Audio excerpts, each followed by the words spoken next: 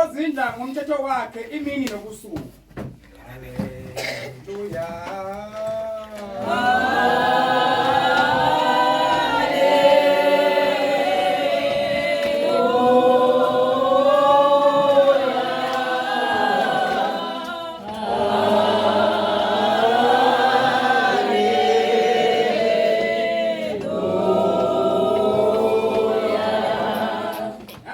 Unjengomuthi otshaliwe ngasemfuleni yamanzi, othela isithelo sawo ngesikhathi sawo, ocabunga lawo lingabuni, nakho konke okwenza kuyakuba nenhlanhla kukho.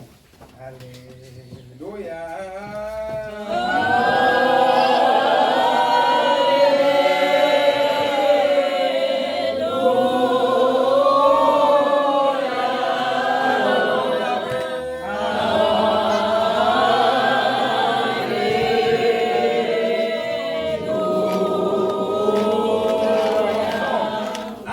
Abanjalo kepha banjengamakhoba aphethwa ngumoya. 5. Ngalokho ababi abayokuma ekwahlulelweni nezoni ebandleni labalungileyo.